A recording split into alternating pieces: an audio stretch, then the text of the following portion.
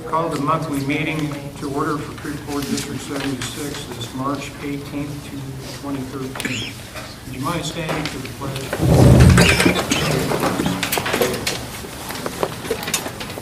I pledge allegiance to the flag of the United States of America and to the republic for which it stands, one nation, under God, indivisible, with liberty and justice for all.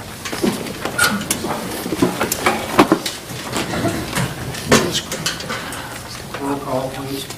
Sheree Archibald, absent. Linda Daly. Here. Michelle Franklin, absent. Rebecca Kern. Here. Julie True. Present. Judy Strong, present. Charles Thomas. Present.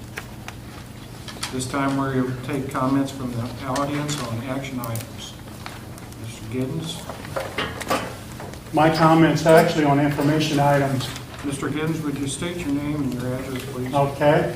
Randy Giddens, 821 South Creve, Coeur Avenue. My comments on the information item. Item F8, the FOIA and OMA information. I've seen some of the garbage that's floating around in the community this weekend, and they're trying to hint that people that request anything under the Freedom of Information Act is costing the district money. People are allowed to ask for stuff, excuse me, ma'am, but people are allowed to ask for stuff under the Freedom of Information Act. I started asking back in May because I was impressed at first when you said you had $50,000 in grants from that maintenance grant to pay for this renovation over here at Litchfield. It took me a long time. I had to go to the Attorney General's office to get the information because the district didn't want to turn that information over. I didn't cost the district anything in attorney fees or anything else because the administration decided they didn't want to provide the information.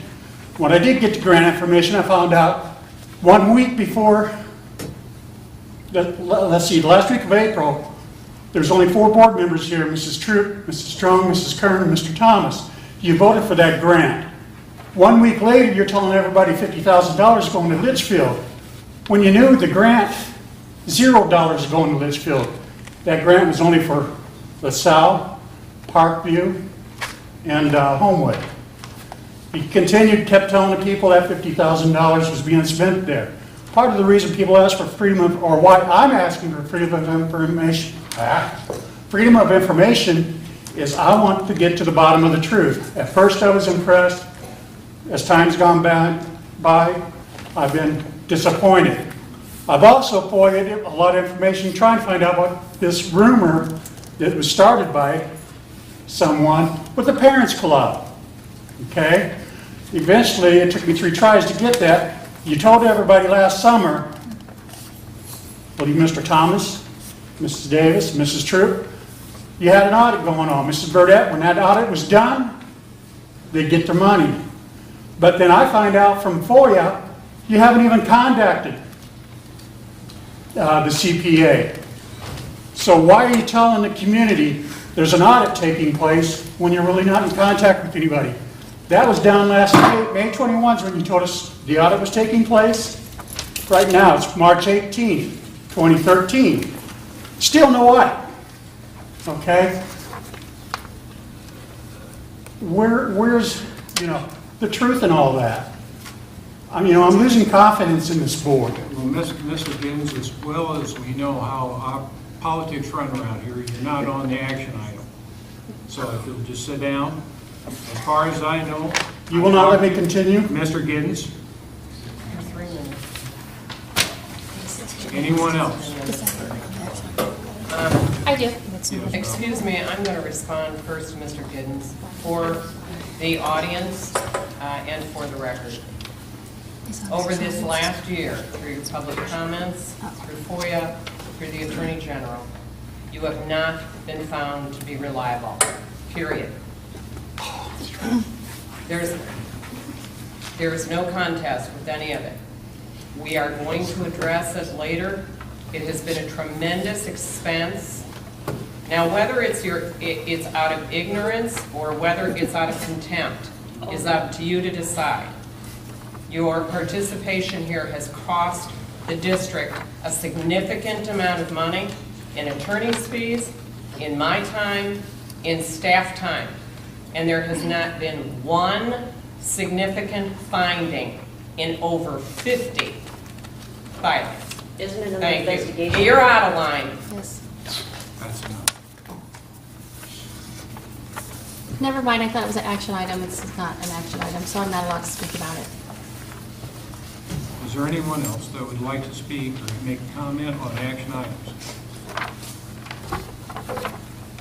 Hearing none.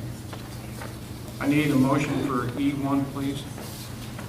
Mr. President, I make a motion to approve the consent agenda. Is there a second? Discussion? Yes, actually, I do have an issue with it. On February, well, hang on a minute, let me find it. On February 25th, Mrs. Bailey voted on action item number E3 as present. I questioned that vote. I said that I thought it was the same as abstain. I was told no. I let it go.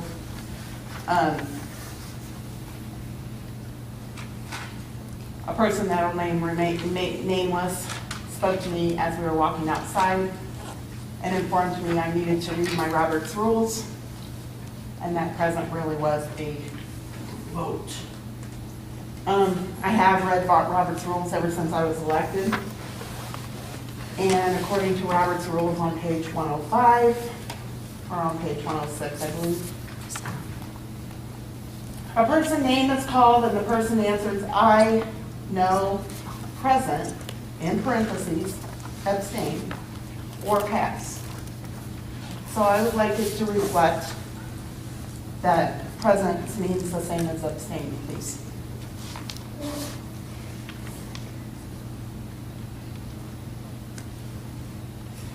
Any other discussion? We have to agree on that in order I just to asked if amend there's it. any more. Is there any further discussion by the board? Hearing none, I make the motion. Would you make the motion, please? I make a motion, Mr. President, I make a motion to adopt the consent agenda amended as presented. Is there a second on the amendment? Second. Any discussion? Roll call.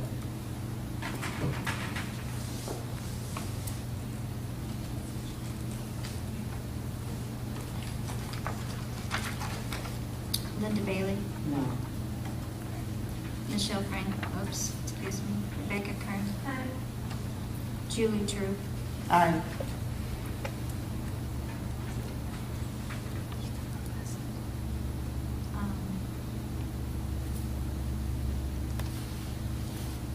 Would you like to see the book? I guess I just don't know the importance of it. I just want to put it in as for the record because it was publicly put that it was different that night.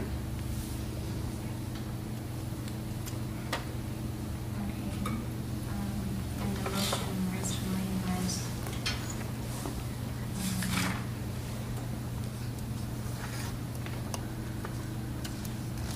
to accept the FY12 audit.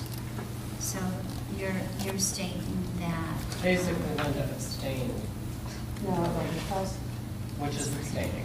which you told me that the auditor would be in to give us a presentation. He is going to, Right. the committee, the whole committee of the whole meeting, Ron Meister is coming, and hopefully Norm Derflinger, to talk all night long about the audit. If it's page by page, And if I had any questions, I would want to wait until they presented to answer my questions and then vote on the audit. I can't remember you ever, during your presidency, asking for an auditor to go page by page through the audit. I didn't ask for this.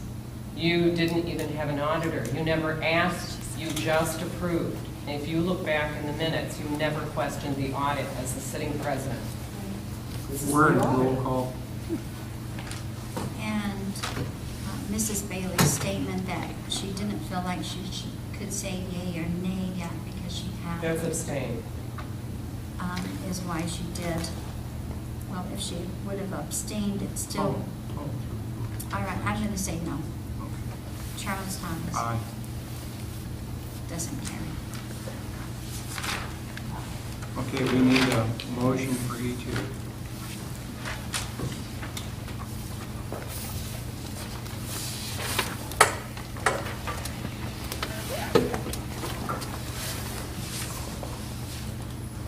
Mr. President, I make a motion to adopt the Common Core curriculum for math and for English language arts. Is there a second? I second. At this present time, we have a Mr. Scott Estes and Nessa Plummer. Give you the floor. Understand that. Thank you for the opportunity to be here again. It's great to be able to partner with your district and with Robine and the high school to come up with a common curriculum that benefits all of our kids. It's been a really great experience for all of us. We've been actively working together for almost 2 years, and we've been working with administration during talks before that. I brought last fall the math to you and gave you all the math, and I'm glad to say that the ELA is finally done, English language arts, which includes reading and writing, the listening and speaking, and the language skills. And so Dave has asked if I would come and bring those. I think you have an example of both. I believe you have a 5th grade example and there's an ELA example in there. I do have the whole documents here if you're interested in having the whole documents. I asked Mrs. Plummer to come here. Mrs. Plummer has been instrumental on our ELA group, and you want to just talk a little bit about the process that we've gone through. So. Sure. Before I begin, I'd like to thank administration for the opportunity to be on this implementation team. It's been huge for me because it's really deepened my understanding of the Common Core, and I never would have had that opportunity on my own. What we do when we meet together, it is, like Mr. Estes had said, it's District 86, District 309, the high school, us, and Robine. And teachers come in, and we've selected a common vocabulary so that when teachers go in and they try and search for a skill, it's user-friendly for them. And also we've tried to make it so that we can collaborate. And it's been a great opportunity. When we get together, we're able to share resources, and we put them into a curriculum mapper so that now that the ELA has come out and we have the essential skills, we're able to talk about some of those skills. One of the most powerful things about this experience is we've done a lot of professional development together. We had some summer things that have gone on last summer. We're planning some more activities this summer. Collectively, we've been able to bring in some people who do research in both ELA and math, and we've just been very impressed with the turnout from teachers from all of the districts.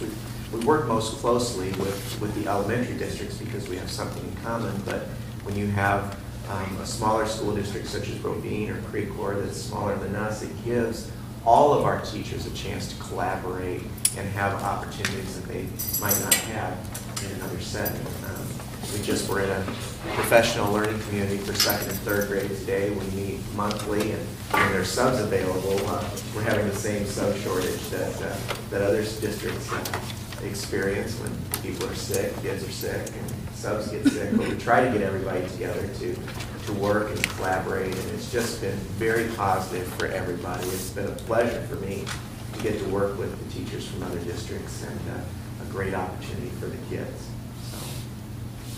What you have in the packet is the essential skills that we've put together. Right. And what we did was we went through, we kind of compared them to Kentucky, which their state has a lot more money than we do. And so we were able to kind of go through and, like I said, make the vocabulary common and also easier for the teachers so they can follow the mastery of the students. When we attend the PLCs, we're able to kind of look at some of the essential skills, gather resources. We're most closely following the Georgia Common Core, which all the districts have decided they've done a really good job of coming up with engaging lessons, and that's one of the things that we've really noticed a huge difference in our classrooms.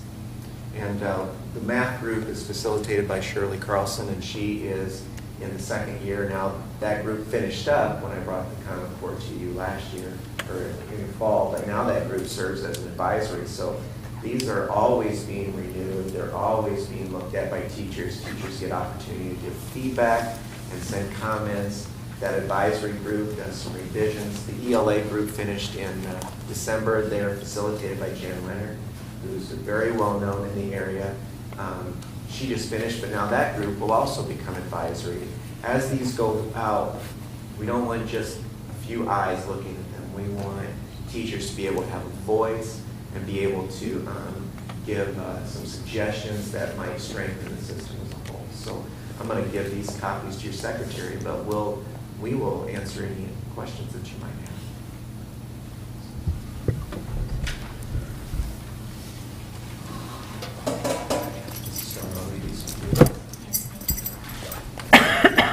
And these are out to the teachers and the administrators via email, and I'm sure they can be forwarded to you as well, so you can take a look at them. Please feel free to give me a call at my office or shoot an email. Members of the committee from your district are very well versed in answering questions and can also do that as well. Are you fully going with the core curriculum in East Peoria? With what? With With the full? The implementation plan that we have is we implemented kindergarten, first, second, third, and sixth this year in math only. Those grade levels will move to ELA next year, while fourth, fifth, and seventh, eighth implement the math. So we've kind of phased it in. There's some schools in the States that did it all at one time.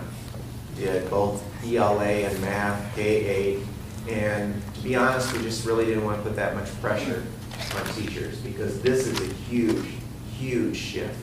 And this, breaking it out into more palatable sections, has given us an opportunity to professionally develop people as we go. It's still been stressful and people are still running into struggles, but it's, being able to do it in small increments has been much more successful. And that would be kind of the difference, you would say, between the old state standards and the new core curriculum? Well, just more stepping. The math is much more, let me just say it's very, very different than what we're used to. The math is the more radical shift. You'll see some changes in what kids do, particularly in the early grades, because they spend more time in K3 in number sense. If you look at your MAP scores, or even if you look at ISAT, I don't know what necessarily specifically what you were running into, but we were always running into students struggling in number sense. And you and I both know that kids don't have that number sense. It makes other skills become problematic. And so you'll see a shift in math where there's a lot of number sense, a lot of thinking about mathematics rather than just only doing a skill.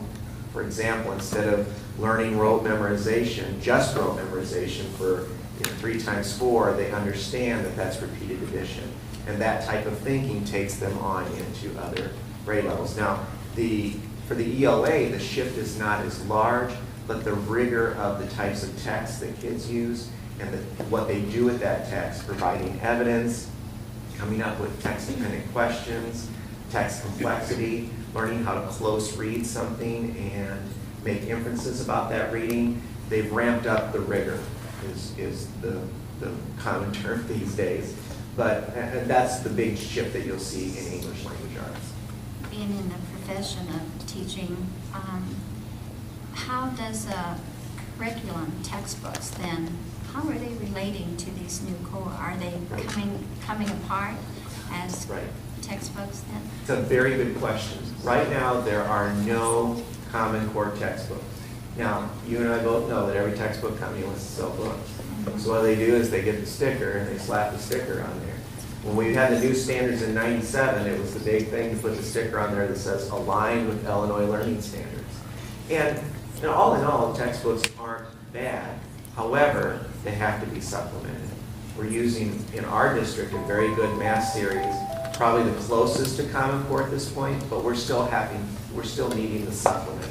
And we're still needing, because we look at those essential skills as what kids need to know. If they're truly essential, That's what kids need to know. That's what will take them on in their education. And so teachers, a lot of their time is spent getting together and talking about resources, having a scope and sequence for the year. That becomes trickier in 4th and 5th grade because we're not implementing yet, but they're starting to plan. They started today on planning ELA scope and sequence and started to map out what they will do next year and having those conversations and talking about what they do now and how is that going to look different next year. The biggest difference that I've noticed in the classroom from a teaching standpoint is the teacher is just not just a talking head. Open your book to page 45, we're going to do these 20 problems. Right. We're done. The teacher takes on more facilitator role. And what that means is we do a lot more group work, and we might do a project that lasts one day, or it might be spread across to 4 days. And today it was kind of nice collaborating with all the other teachers because we did get an opportunity to share some success stories. Right. And one of them that I shared with them about my classroom is that I really noticed that students, they now have discussions, and they're seeing that math can be solved in a different number of ways. And instead of arguing about which way is the right way, they're able to discuss it civilly, and they're using great math vocabulary. So I'm really noticing that change in my classroom. Awesome. One last question. Sure. Then. How about the testing that will be Another very applying? good question. Is that covering the test question and areas in a fuller sense then? Right now, you're kind of in limbo because you have new standards, but you don't have an assessment that covers all of those standards. ISAT did make some revisions to their questioning, but the questioning techniques weren't the same as we're going to call for in Common Core. Next year, ISAT is in its last year. I never thought I'd be happy to see it go, and now, however, it's going to be replaced by something I don't know about. I think I'm more scared of the unknown than I am the known at this point.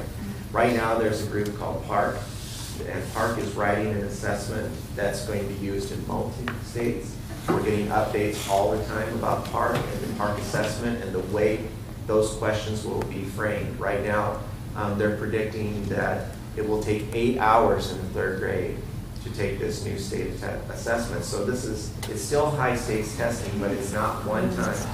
It can be spread out over 4 times. Right now the state is only providing 2 of those 4 assessments they're going to write for PARC. I believe it's the 3rd and the 4th assessment, correct Shirley, that are going to be free to districts, and if you want the other 2 assessments you can purchase them. There will also be essential skills checklists for kindergarten through 2nd grade. More like a standards-based report card. I hate to use that term because it's really not a standards-based report card, but it's more skills check. What can a child before the high-stakes test in 3rd grade do, and how are we getting kids ready for that? And that is also done over time. In our district, we're actually piloting the kindergarten skills checklist next year. It's called KIDS, capital K-I-D-S. If you go on ISBE, you can search for it, and you can actually sign up to pilot it. Kindergarten teachers are about ready to kill me because they sign them up for this kind of stuff. But they also want to see what that test is going to look like. The test will be structured different. There are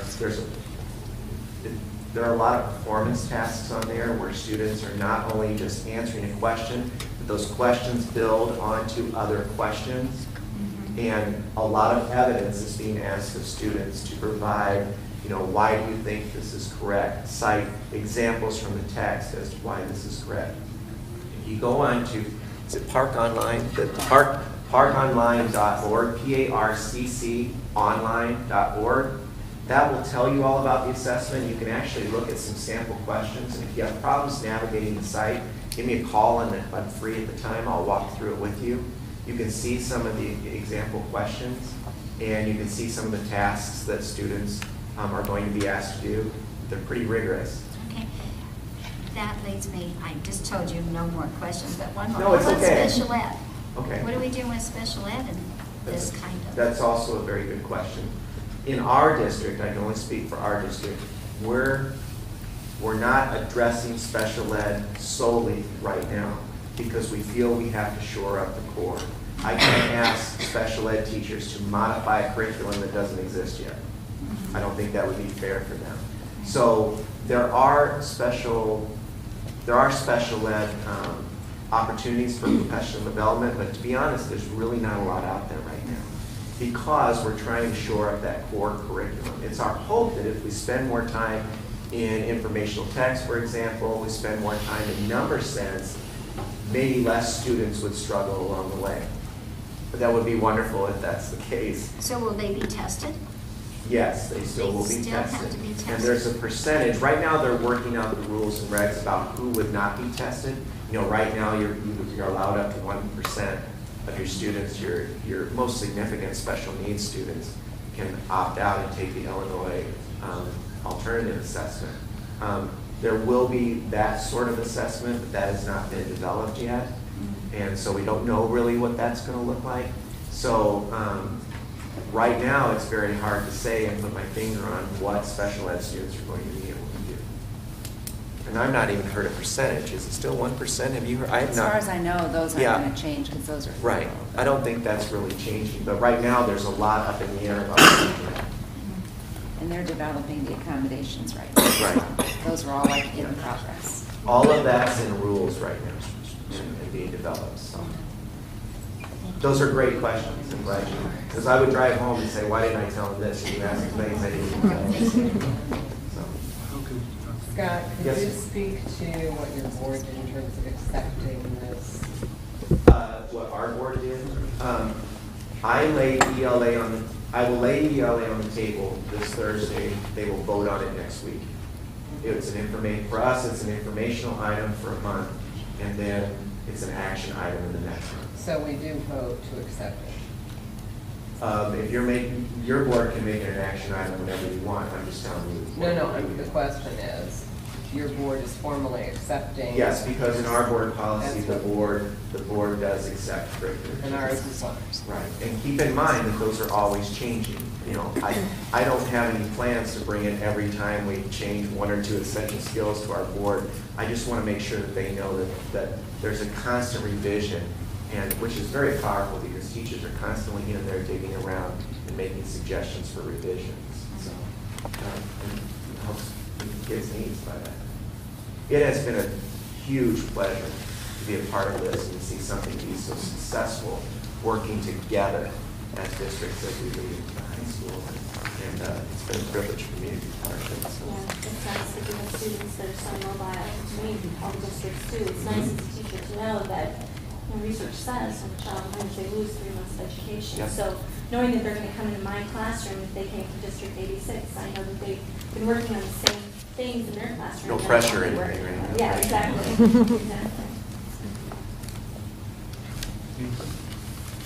Thank you very much. Not a problem. If there's ever any other questions that I can answer for you, please feel free to email me and go to the district website. I'm right there. So it's never a problem. So thanks, Mrs. Davis, for your Thank support. you. I appreciate it. So Moving you up from a motion to just do this. well, you can, do you have a I question? have a question for you, I guess. What did we implement? Because if I remember Well, correctly, we that's- didn't implement the same thing, did we? Well, we did K-3, but not 6. Okay. But the motion isn't how we're implementing. The motion would be to accept the curriculum, the math and the ELA.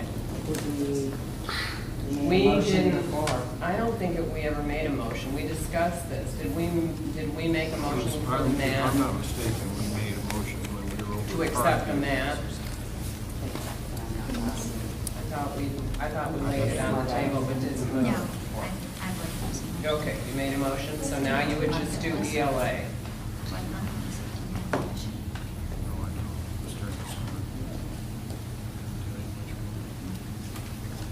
So you would just do English language arts. So this one. Accept the English language arts curriculum. Because we've already accepted that, right? Right, you would just move to accept the English language arts curriculum, then we accept the math. And you can always do the math later if there's been some. Shouldn't we wait and go through any of this? Yeah, I think, why don't we I think you table could, this until let next me get month? that copied and then you can move it, make a motion next month. Yeah. So we'll amend that motion to table it till next month. So I'll get those copies. Thank you.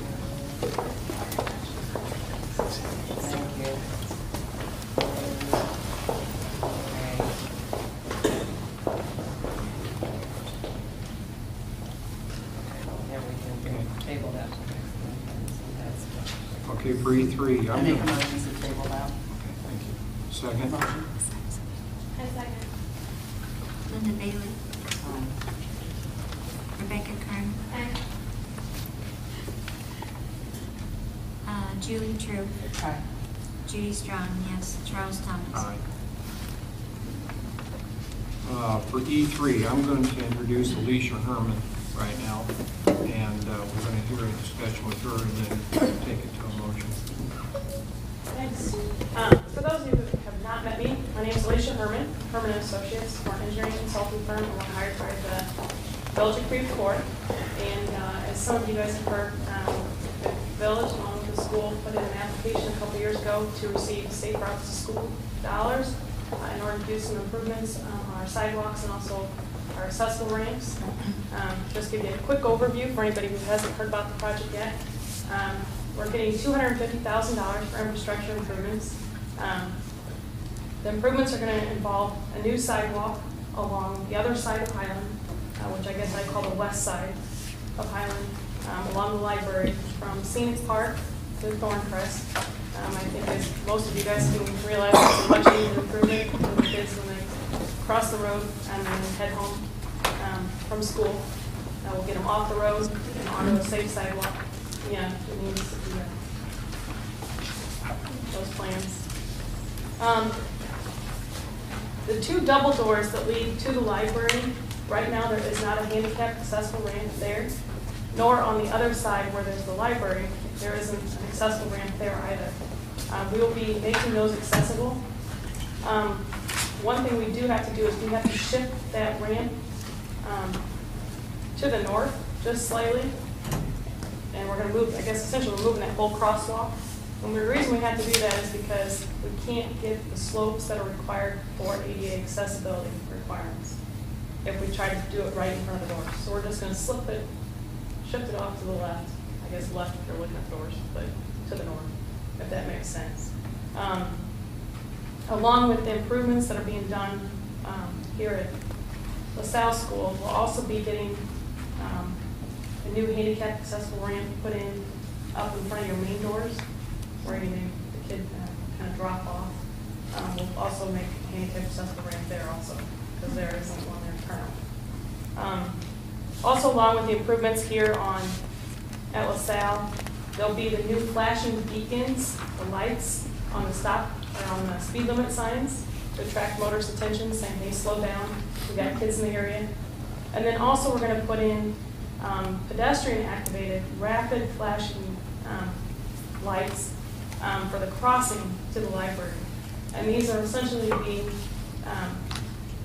pedestrian-activated, where the teachers can press a button, the lights will blink really, really fast, so the pedestrians, or not the pedestrians, so the motorists are it's brought to their attention that there's going to be kids going across the street. And that just helps gain a little better attention. We'll still have the flashing beacons saying, hey, slow down, but then the other ones will just give that a little bit extra attention. Over at Parkview now, we're going to try to make sure we've got all of our ramps that are leading directly to the school handicap accessible. Over there at Eleanor and then Allen, all those corners, they're just a step off right now, so there isn't a ramp. Also the entrance, I guess I'd like to say it's on the south side of Groveland, or south side of Parkview.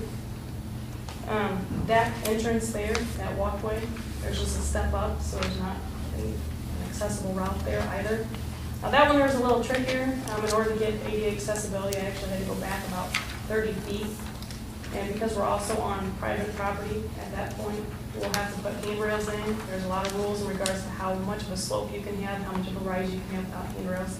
So that actual ramp will also have some handrails to get kids up, because there's a lot of grade change. You guys know what that does. It goes up pretty fast over there. And then over at Parkview also, we'll be putting the flashing beacons on the speed limit signs. We won't be putting the rack and flashers for the crosswalks, but we will be putting the beacons. There isn't as much use of those crosswalks as there is over here, because throughout the day, I know the teachers take the children to and from the library quite often. So we definitely want to make sure that we've got that over here. In order to do these improvements, we are getting on school property. And because we've got federal dollars, we do have to ask for official construction temporary easements in order to have permission to come onto the school property and to be able to do the construction. We'll also be getting temporary easements from the property owners all along the other side of Highland also in order to put the new sidewalk in. So that's I just wanted to kind of give an overview of the project and then also make sure you guys are aware that we were going to be looking for an easement. I don't expect any action tonight. I'm getting all those documents together. I actually did provide one packet as an example. Actually, it's the easement that will be required for Parkview. But I'd like for the school to take a look through it along with your attorney and let us know if there's any comments or concerns. At this point, I've put Chuck's name in as the president of the school board, who would be given the permission, I guess, through a resolution of your guys' board next month to convey that easement to the village.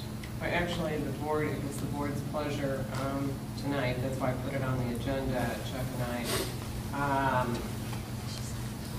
The attorney's response is that the code provides that the Board of Education holds title to all school property. On that basis, it's my opinion that the board by resolution may grant the requested easement. I suggest that you ask Alicia to prepare drafts of the proposed easements along with the plat and legal description. You know, I emailed you that response and you prepared them accordingly. So you can decide to vote tonight or wait, but his opinion is that you can go ahead and grant the easement. I'll have packets put together for the other two easements also. There's two easements over here at LaSalle, and there's one easement over at Parkview. Each will have their own individual packet. Do you want to table that till next? I will wait until the next one. Okay. Let your attorney have a chance to go through it, even yourselves, and let me know if there's any changes. And then if there is, we'll go ahead and make any necessary changes that we need to, and then have it formally approved at the next meeting.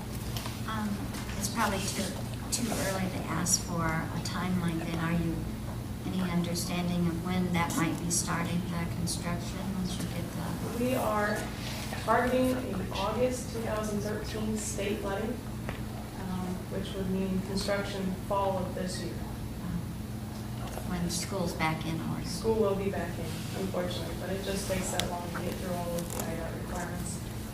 Depending on how things go with the property acquisition, we may not hit that August levy, and if we don't, we'll end up probably in the spring of 2014.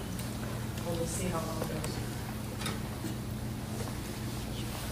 I would have liked to have started like as soon as the kids were out of school this year, but it just doesn't happen. Anybody's got any other questions? It's really a great project. I mean, I've really enjoyed working with the school district and getting these improvements. Appreciate all your hard work. We're hoping that as the time continues, that we'll be able to, integrate more sidewalk improvement projects throughout the community and continue to encourage the kids to walk and bicycle to school safely. It's good for their health and it's good for them even learning. Are we still going to purchase those little trailers that we originally discussed for the police department on that grant? The speed feedback trailers, Right. along with some of the money for educational, has not been approved through the state government yet. Our project was selected, but the money hasn't been approved yet. So as soon as our state government can figure out where they're getting money, hopefully we'll be able to get those speed feedback trailers. Because the original grant was for 270, wasn't it? 270,000. Now that's 250. Well, the infrastructure was 250, and I think the non-infrastructure was about $20,000. Yeah. And two of the trailers, and then And some then educational. Educational and the parent involvement. Yeah. So, yeah, we're still very hopeful that that'll come through. I haven't heard anything recently about it. Okay. I appreciate it. I know the police department's excited about getting them, so. But if anybody ever has any questions, please give me a call. Thank you.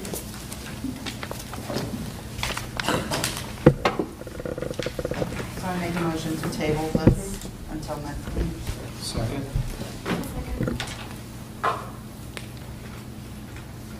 Linda Bailey.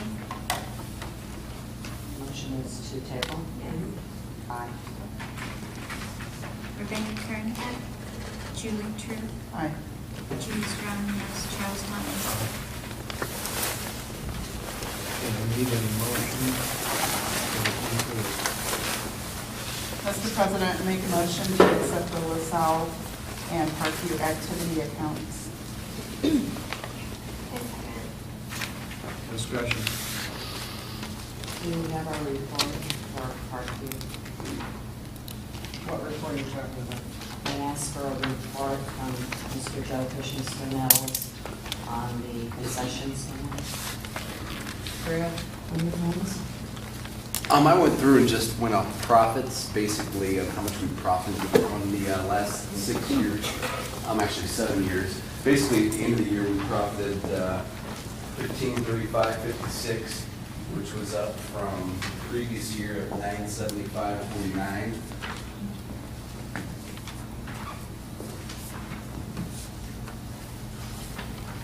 But I was wanting an explanation why there's no deposits shown or any checks shown from August till December. Well, and again, we'll, of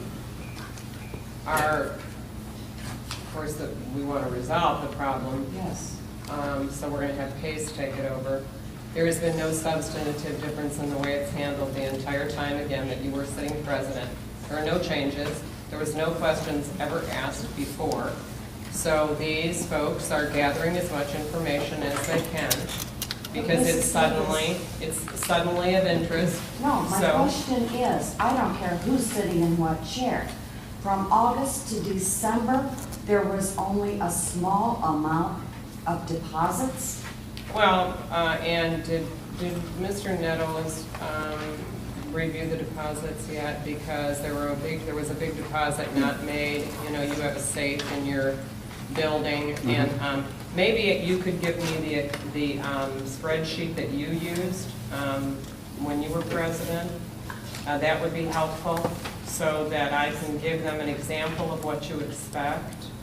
Because as you were on the board for a dozen years, you must have had some template by which you would like information, so that I can better communicate to them what information you're asking. No, it's up to this board to watch all accounts that have the same And so, FBI and I agree 100%. Okay, and so I'm asking. Okay, but if this isn't the information that you require, then I would be interested, as would they, in seeing the spreadsheet that you used in the past, because I don't seem to find anything that revealed what you're asking in the past 5 years that I've been here. So perhaps there's something that you have. If there were no deposits in 3 months, I would have been asking. Where was the money kept? Supposedly in the safe. And Good so, business practice? So, whether it's good business practice or not, these are things that we're shoring up, both with PACE, with activity accounts. We're working on every avenue. And so we are recommending that a private auditor, very much like or accountant, very much like the one you had at Bingo, exactly the same CPA, manage all concession monies, and therefore there are no questions asked. And I just want answers. I'm not accusing And- anyone of anything. I don't get any receipts. Nothing was purchased in that period of time. And so I'm saying, I think it would be a good idea for you to get the same information that you collected as sitting president. There must be some kind of a template that you're not getting now, because he's showing you that there's profits made. He's showing you receipts, expenditures, and profits. And the profits made this year were more than any other year. So, and he explained that the expenditures dropped because the prices for intake, or people coming in, ticket prices were reduced. That has nothing to do with what I'm asking about. I'm asking about concessions. That was door receipts. I'm asking about concessions. So that was on the concessions activity report. specifically, would you get the list with Paul of all the concession deposits? Okay, this board had not been approving the activity reports, which now they are in our packets. But for 2 years almost, the board wasn't receiving them. We always received them before so that you could go down and see.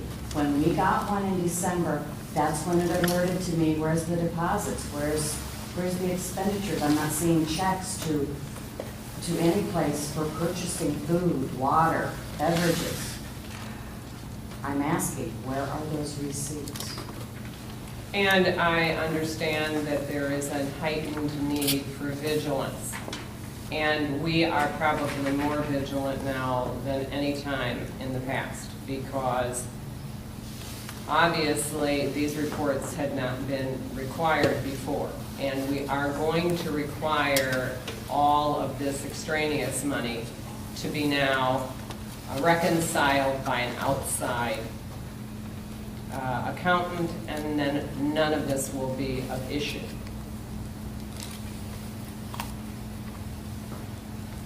Mr. Jokic, on the receipts, are you saying that column is for concessions and it was deposits? Is that what you're stating under the receipt column? That was with deposits, yes, and expenditures what we spent. With The these- receipts is the deposit, the money is deposited, expenditures was spent, and then just the profits at the end of the year tallied out to $1,535.56. And you deposit those in our bank, correct? Mm-hmm. So I'm sure we can get the bank statements on deposits. I got all those. What I did not get was any receipts for anything purchased. None. So very much similar to, Being for the total candy sales. For all of the candies. Right, popcorn. Whatever they Penny. served there. It was not, there was nothing. And yes, I did FOIA it. And this report, am I understanding, it does not include your door receipts? No. so you want the actual receipts? Since it did not show up in the activity reports, because I did get all of those from past years, or past months. In the past, have you ever, in the past time you've ever been on the board, has anyone ever given you a candy receipt? I've never asked for one. Interesting timing. I never had an activity report that did not show That's any what I'm saying. expenditures or You- deposits. So you need to show me the activity report that you want, because I'm curious. In the last 5 years, I've got them all now. I would like to see the activity report, and then I can better address your concerns. Okay, but I asked. So you send me a template of the information that you want, so that I can make sure that you get the information that you're requesting. There is no template. Show me a receipt, show me a deposit. There was no money put in. I guess I'm just not understanding. There was no And money taken out. So You're not seeing you think activity. you think about what you want, and you're very good with charts and graphs. So I'm sure you can spend some time and get to me what you think you want. Okay, I want to read this very quickly. Professional and ethical behavior is expected of all district staff members. The standards listed below serve as notice of expected conduct. The standards are intended to protect the health, safety, general welfare of students and employees, ensure the community a degree of accountability within the school district, and define misconduct justifying disciplinary action. Number 5, honor the public trust when entrusted the public funds and property by acting with a high level of honesty, accuracy, and responsibility. Violations of this standard include, but are not limited to, failing to account for funds collected from students and/or parents or guardians. This is something we approved. It's up to every one of us to make sure that this is all collected, all And showing. there is no question. There's Okay. no question. So you need to let us know more than you have FOIA'd, you have gotten accounts from Mr. Jokish. You need to tell us what exactly you need, other than somebody's receipt from Sam's. I want an explanation why it is not shown in black and white on this activity report of deposits being deposited in the bank and expenditures being taken out in the concession fund. Now, is that activity report turned into our district office? Is that what you're saying? It has been in the past? They were in the past, yes. And if they were in the past, then it should be easy for you to reconstruct that form. You want it from August to Yeah. December. And you I've already can, gotten it. I FOIA'd it. I asked in December for it, I asked in so January we're for it, having so I a finally FOIA'd it. discussion, we're having a discussion for 15 minutes about something you already have. I have the information, what I don't have is the explanation. I've got all the numbers, I don't have an explanation. I guess Why I'm lost isn't if it shown? Somebody can help me understand what. She wants to know why there was no deposits from August to December. She has the information. The information shows there was no It was deposits probably from kept, August. it was probably kept in the, it was kept, from what I understand, in the, Well, I think it's up to this board to Bank. make sure Or that not we the bank, follow the safe. good business practices, everything in and out, so well, that. I commend your concern, but to even implicate that there is unethical or inappropriate behavior is unconscionable. The fact that It's money not. should not be kept in a safe and should more likely be kept in a bank, there's no question. Okay, where is the check number where I went to Sam's or I went to Kroger? I'm gonna Paper trail. again say this.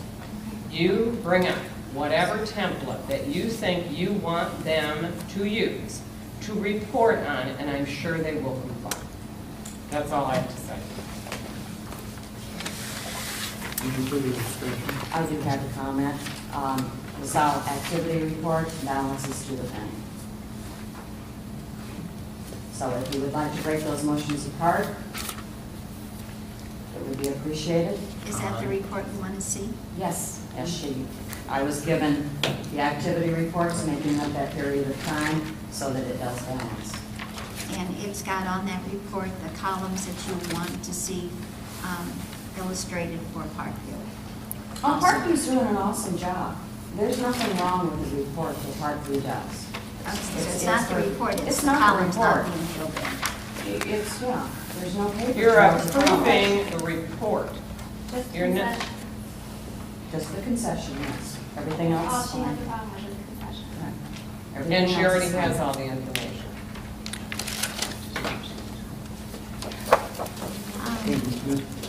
While talking about PACE, do they have their own EIN number? Or are they using this?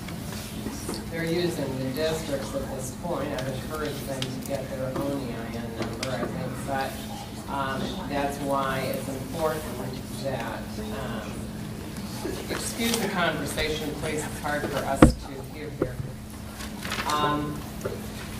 We've recommended that all funds raised for the district be reconciled by an outside bookkeeper. Whether they get their separate EIN number, whether they choose to stay within the district, my recommendation is that they get their own EIN number. But as yet, they haven't. No. I thought that's one of the other, wasn't that the reason that you wanted to disband the other club is because we could lose We several? didn't disband anything. We did, no longer recognize, wasn't it? And we because didn't of no the- longer recognize. We formed a district-wide parent group, called it something else. If you look in in the body of every grant we have, it requires us to extend our parent participation. And so now we have, to my understanding, 65 active participants. We can document it, it's district-wide. Yes. Are we less liable if they have their own EIN number? Yes. You release more control, as you know with bingo. I thought you said you could lose state funding. You We can didn't have their if you misappropriate. If you misappropriate. And no one ever said anyone was. This is all gossip and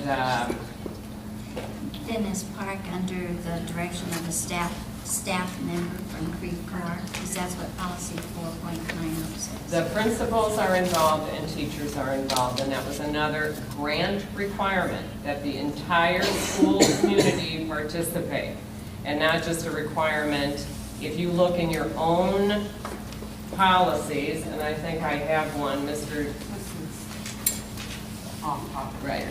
But there is a policy that indicates the staff people will guide the practice. Yes. And I think that you authorized that policy, Mrs. Bailey, in 2007.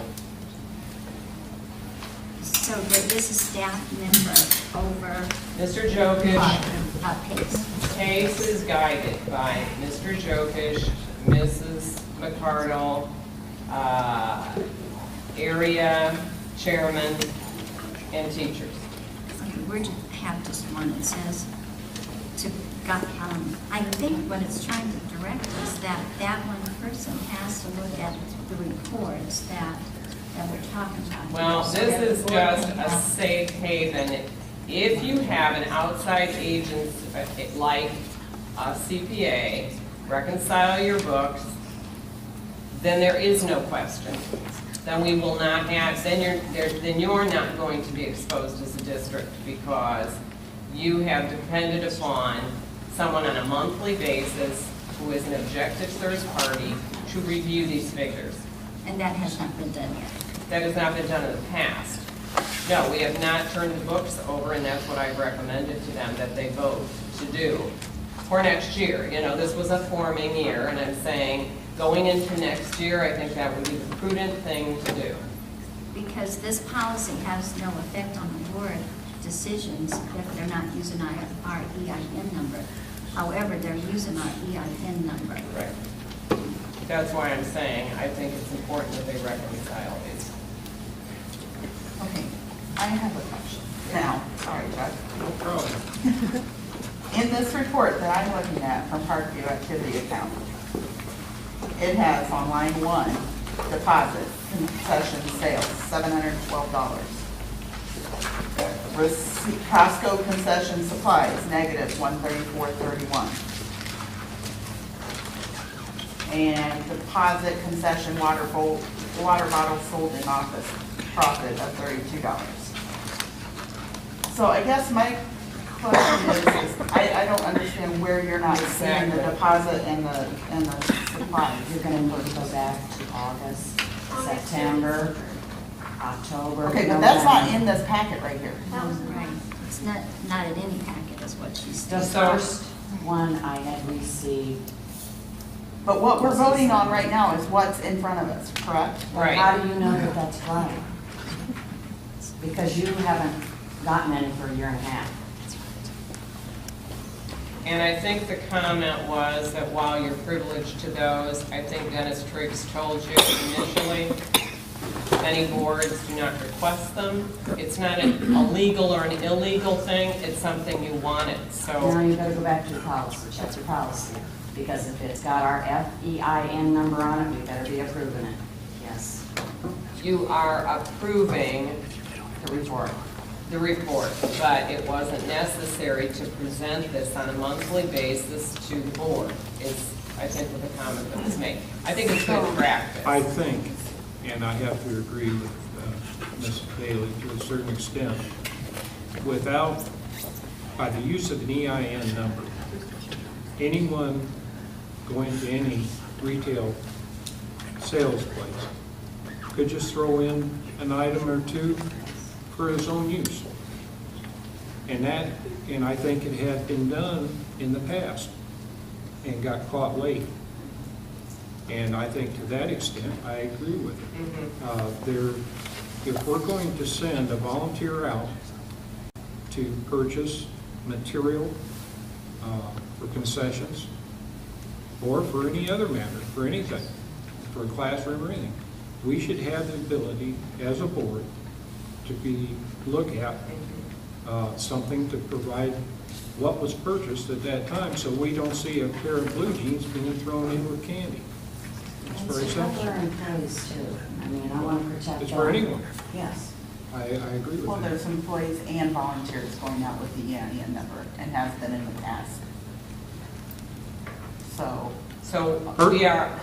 we are making every attempt to shore up. We worked on the parent group, now we're working on the athletic group. We are making every attempt to honor what was originally introduced by Mrs. Strong as time allows. You know, we weren't not giving you information because we were holding anything from you.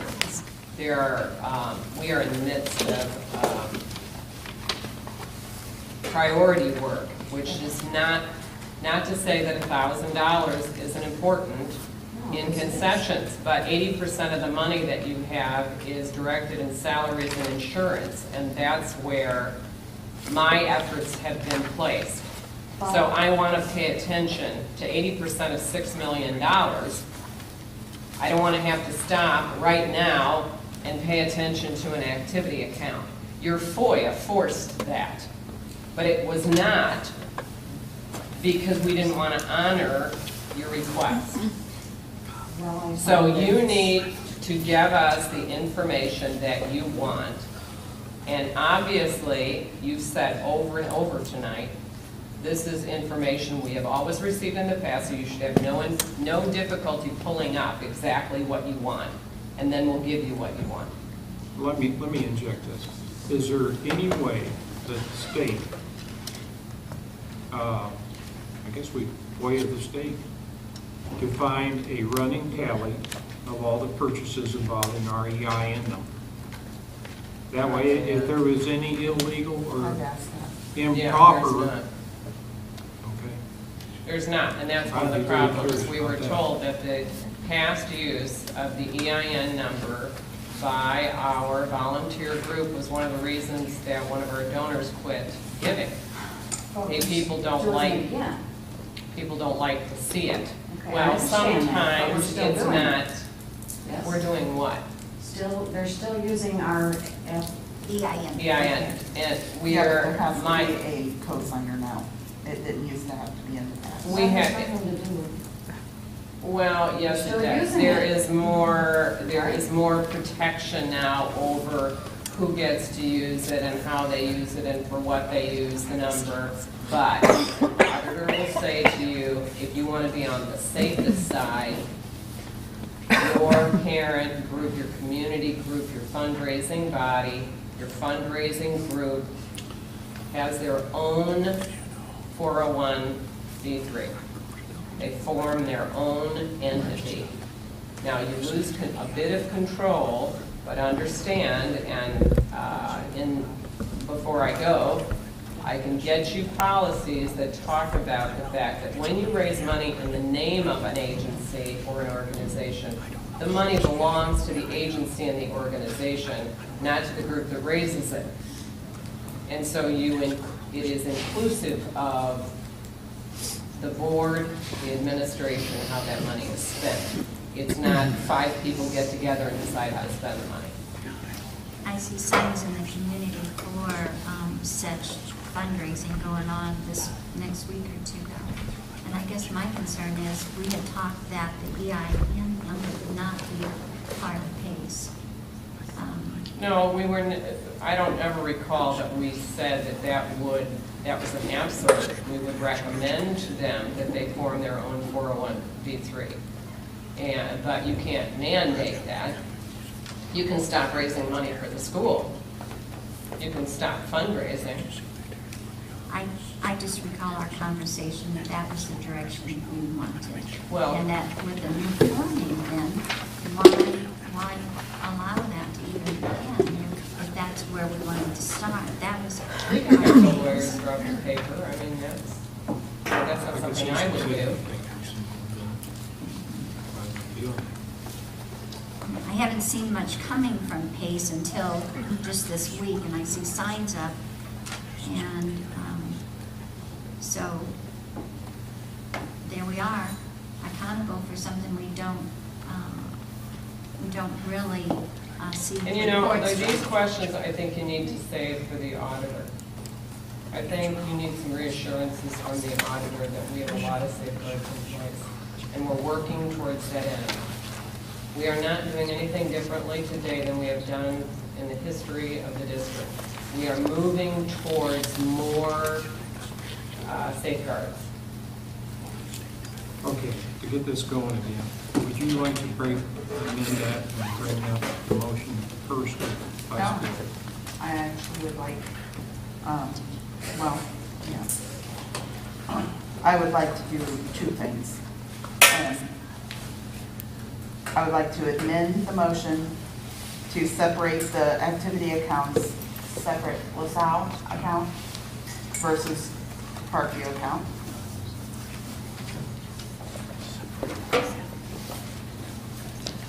And then I would like to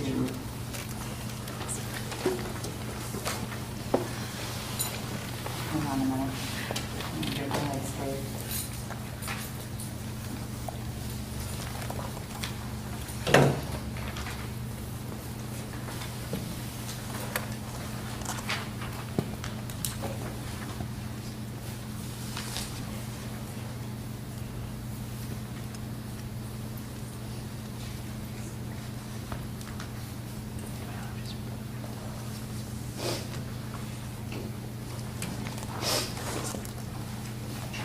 Now, am I seeing this right, as LaSalle is not complete either?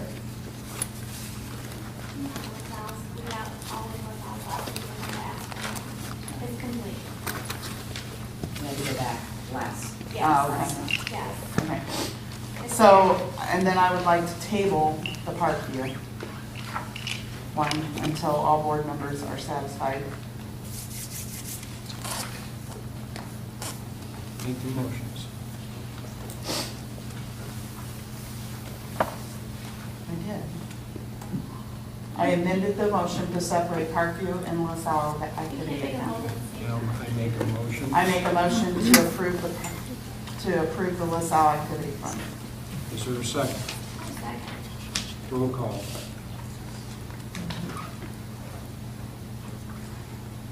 Linda Bailey, Rebecca Kern, Aye. Julie True, Aye. Judy Strong, yes, Charles Thomas. Aye. Now the Parkview. I make a motion to table the Parkview activity account. Second. I second.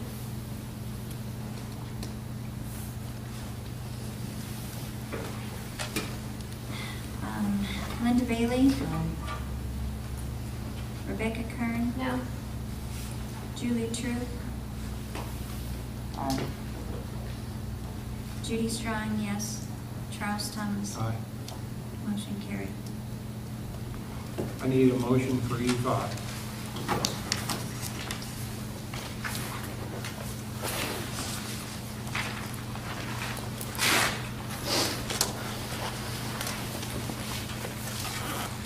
Mr. President, I make a motion to allow the district bookkeeper to pursue unpaid textbook fees through a collection agency. Is there a second? I second. Is there discussion?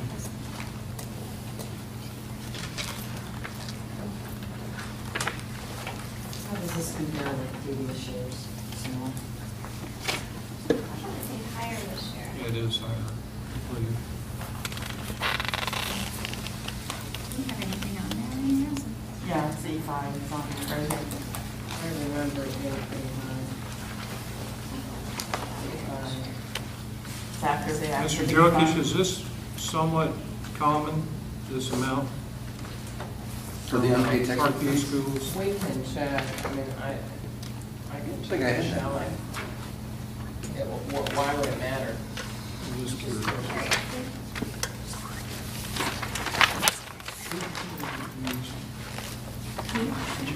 don't know. I mean, off the top of my head, I Train data, I did that train Oh. data. Judy's right after the application. There's other people behind you that would like to hear. Judy, right after the activity fund. Yeah, I'm on activity, I'm trying to get through that.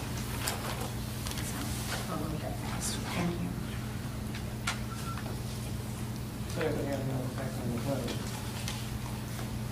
Do we know the company that we've been using? Stephanie Shirley has the name. Oh, there is a person that we Yeah. used before. Every year we do this, it's a standard. Effective? Is it effective? Yeah. According to my memory, I can make you some more specific data. This is just a routine vote, it's not a routine list. I don't remember ever hearing back as to how much we actually were able to I get think back one year from I it. did report on it.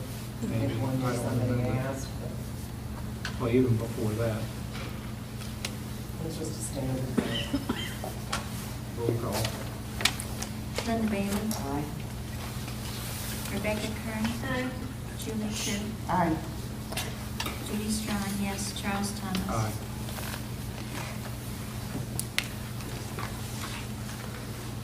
I don't think we need a motion for this next one. Just a discussion and info. Right, this is just an information. Well, no, you have to move to a separate day. Oh, that's right, okay. I need a motion for E6, please. Mr. President, I make a motion to set the board reorganization meeting for April 29th. Is there a second? I second. I think your memo stated that if the report's not bad, from. Yeah, but it's highly unlikely that that would be the case. Then you can state, pending the acceptance of the, pending the receipt of the, winners, you can add that to your motion. It would be highly unlikely, it's never happened in the past, but if it did happen, you could amend your motion to say, that you move to set the reorganization meeting pending the receipt of the winning canvassing of the votes.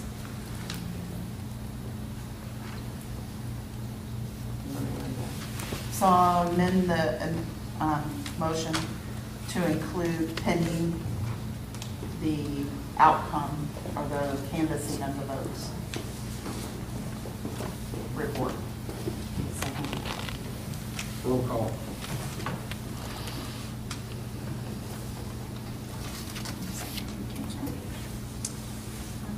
Linda Bailey? Aye. Rebecca Kern? Aye. Julie True? Aye. Judy Strong, yes. Charles Thomas? Aye.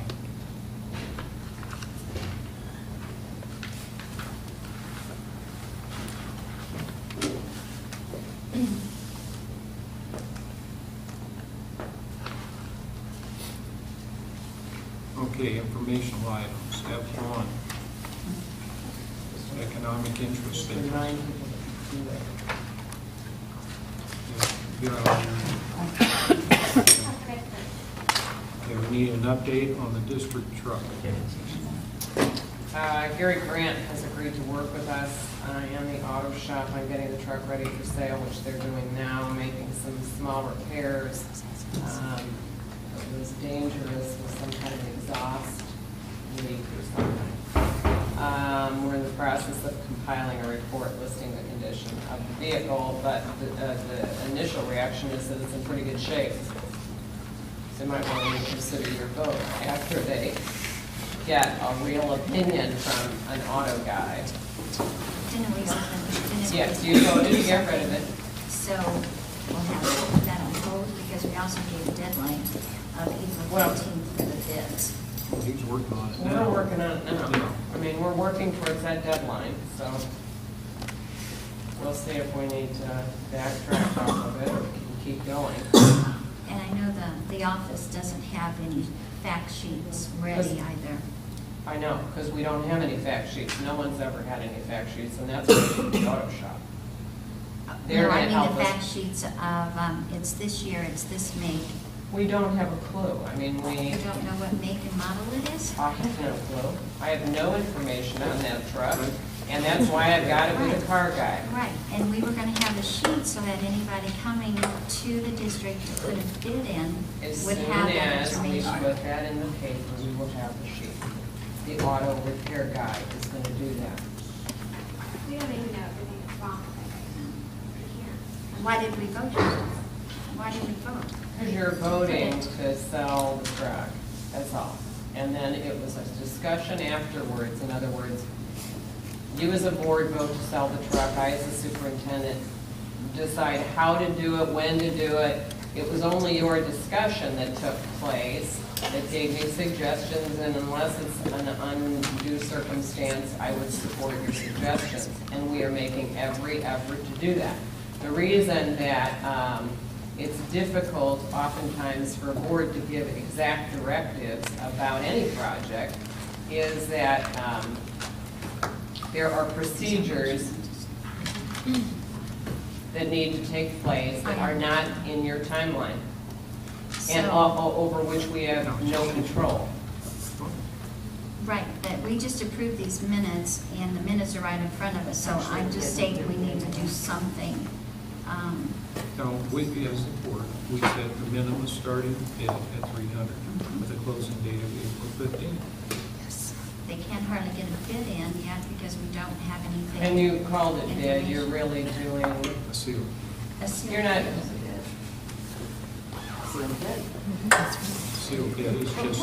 if them you're putting doing, a but price see, it should never, if you're gonna go through a formal bid process for a $300 truck, it's pretty silly.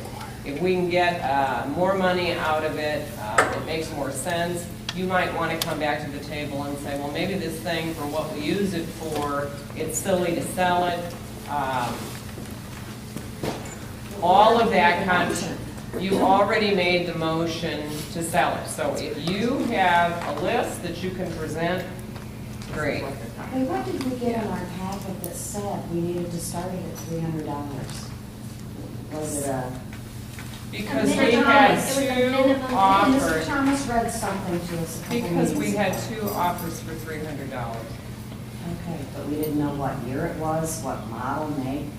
No, exactly, so Actually, you know, as long as it's on the policy, it's been sitting there for how documentation. many years? it's a Dodge, it's probably got a 6-cylinder. Shelley could give us all the information. It's like, in fact, she was looking at it the night that I asked her about it when we were in her office discussing the bids that they had received. So we only have to know that we give her a deadline of April 15th under closed bids where people would privately send in instead of having a public auction. And And that's why when the people want to know, they can go to the office and get that information as to what year it is, you know, the make, model, or whatever. Without it being advertised. It's the only vehicle we have Right, outside but of the buses. How does anybody know to put a bid in on it though, because it Well, it hasn't should been have been, it should have advertised? been in the paper by now. Has it been in the paper? how can it be in the paper until we know what is wrong with it? We're working on that. And if you can come up with that, anybody, that's Do we great. have a title for it? If we don't have a title, we probably can't sell it. On the title, shouldn't it say? That's why I believe Shelley said there was a. it's All right. important, that's why We'll it's check with important all to boards. say that the vote should have been to sell the truck. Not how, not when, not what, no. Because time constraints do not always match up to the reality of the situation. And right now, the guy is handling, finding out what's wrong with the truck. That's the best we can do. We're moving forward, but what we're also doing is compliance audit and getting ready for negotiations. So it's not that candy isn't important, or $300 dead trucks that nobody's paid any attention to for years. It's that there's a few of us doing a whole lot, and right now, the 22nd of March is our compliance audit, and the 25th of March are our negotiations. So our focus is there, and we are trying to comply with your deadlines I on didn't $300 ask- trucks. But I didn't ask that it be put on the agenda. I don't know. Did you put it on the agenda? Because somebody offered me $300 for a truck, and Mr. Thomas and I felt that you wanted to contribute to that conversation, and from there we ended up with seals bids and drama and ads in the Okay, paper. that's enough. Needless to say, we're going to try to get this thing working and get it going. April 15th is the deadline, as by board agreement. Well, if we have to, we can extend it. Right, that's what I'm saying. That's fine. Okay. F3, FYI, student tentative retention list.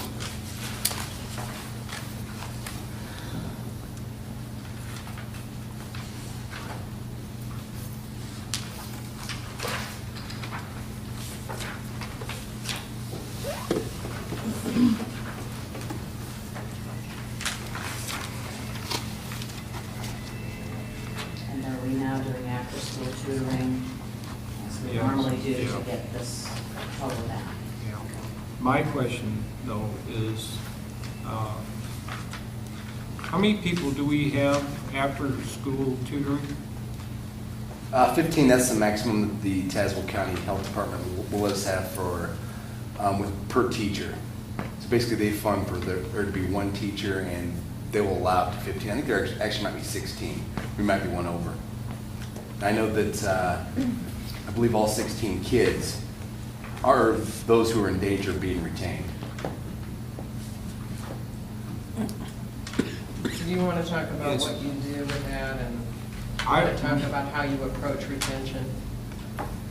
Well, first off, this number says 30. I know that since this list came out, 2 of those individuals have actually moved, so that brings us down to 28. This list actually included special education students, which that determination is made up of the special education team a lot of times in terms of whether or not they're retained. Also, this was the end of the third 9 weeks grading period, so I expect that this list will be greatly reduced once those grades come out. Would it behoove us to have a little additional help after school besides just one staff member? It wouldn't. It certainly wouldn't hurt. I mean, it'd be helpful, yes. Are you talking specifically about those who are in danger of being retained, or just in general? Well, I was just wondering if we couldn't do a better job if we had 2 teaching staff after school instead of just the one. Oh, absolutely. I mean, then we could add more kids to it, yeah. Well, and maybe by eliminating the transportation, I don't know, something's not budgeted. The only thing, we could get 2 teachers or 1 teacher in a bus. You can't have both. I do know right now the majority of the kids who are attending tutoring, they do utilize the transportation Right. option. I don't know if they would, maybe they, of course, they could live just a few blocks down the street, Mhm. and they ride the bus because they can, because we're transporting all the kids from tutoring. So who's sending the transportation? The grant, we got a grant for this. Yeah, the problem is not, could all kids benefit from after-school tutoring? Absolutely. Who's going to pay for it? I think our concern is with the number that you have on retentions. So do you have any idea if the ones that are taken after-school tutoring are on this list? Oh, yeah, most of them who were taking Most of after-school them? tutoring. So we're on this covering list. them as it And I is. expect a lot of them will be taken off once the third 9 weeks report cards come out, which we'll be printing those tomorrow, so we'll know more then. So you've been trying to focus those that are falling lower? in Yeah, this? teachers they specifically encourage students who are in danger of failing to attend tutoring. Julie, can you speak to yours? All of the retentions that we have right now will be going through, if they have not already, be going through the building support team. And that team will be reviewing all the data that the teacher brings to them, classroom data, MAC data, Ames Web data, all their Tier 2 and Tier 3 interventions, as well as any tutoring that they may be receiving before or after school. And that determination will be made by the building support team as to whether or not retention would be the best choice for that child. Yeah, and add to that, the majority of the students at Parkview who are in danger of being retained have already been referred to the student support team, or soon will be if they have not. How many teachers do we have doing after-school tutoring at LaSalle then? Why don't you ask? I'm sorry, Mrs. McArdle? There's 6 teachers doing after-school tutoring. 6? And we have 1 at Parkview? Well, it's a special, Different than. How many Program. children, Julie? There were 28 to 30, but we had one group that, most of our groups were 28, or were, not 20, we had 28 kids that went for 12 weeks, but we had one group of 6 students who went for just 6 weeks. They were considered our ISAT group. So they finished last Friday. They were just really kind of an extra little bump up for the ISAT testing. And that's paid for with title money because Right. The other grant will not, doesn't work for elementary. It only works for Parkview. So they can have either a bus and 15 kids, or like last year, all the children that were invited, I think they had 5 attend. So this year, that's the problem. It's not that we offer it, we don't offer it, it's they don't go. And so this year, we offered a bus. We negotiated with the grant to pay for transportation and the teacher, and now we have 15. But now, the one at Parkview, that's mandated, correct? No, Okay. No, I mean, as far as this money that we got. that's, When right. Mr. Jokey said 1 teacher for 15 students. Right. They set the guidelines. We don't, but we need to prove in response to intervention before any child goes to special ed that we have made efforts to move those children in the right direction through other interventions. And certainly our before-school programs, our lunch bunch, our after-school programs are considered an intervention. Okay, F4, Head Start.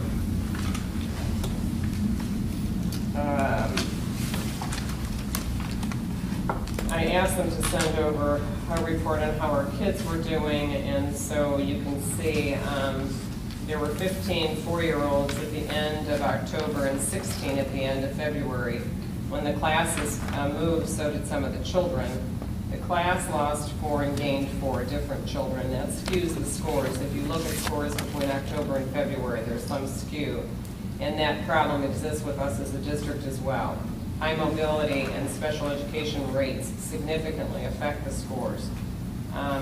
If you look through the report, the lowest scores are seen in recognizing the alphabet, identifying numbers, and in grouping.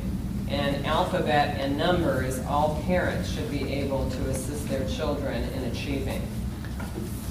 So one of the components of Head Start is this parent education piece that teaches children or parents how to help their children at home. But they will be keeping data for the board on the efficacy of their program.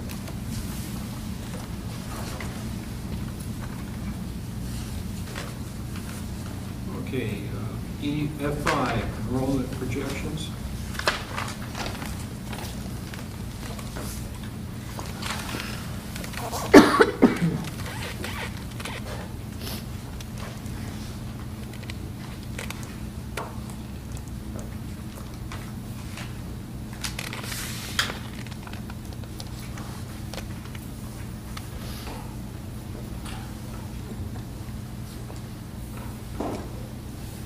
You'll notice you're moving the fourth kindergarten up to keep pace with the class as it moves through.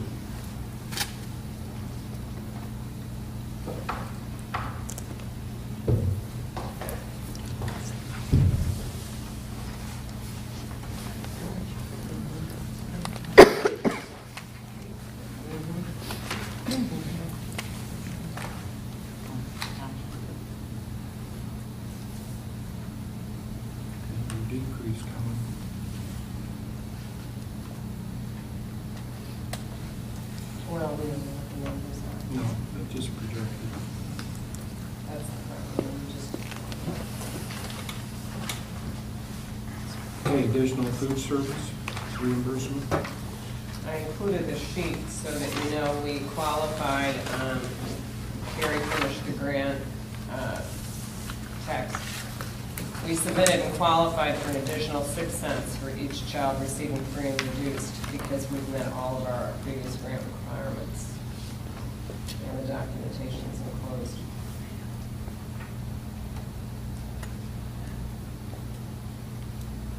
F7, freshman course placement guidelines. Oh, that sheet is included in the packet, indicates the map cut scores used by East Peoria High School for entry into particular classes. Is this all you're using now, is just this maps, instead of that explore test? No, I think we've got one more year with Explore. It was a state paid for. There's conversation about if they don't, are we gonna pay for it? One school said, no, we're not paying for anything else, so. And then I don't think that they use subjective input as much as they used to. I think according to They the use counselor the- I spoke to, they use the MAP scores Right. as the majority of what they use. They also utilize, because I know the 8th graders have already put in, submitted their packets, but that is reviewed during the summer, and the spring MAP scores are considered. They're not basing everything totally on the fall MAP scores.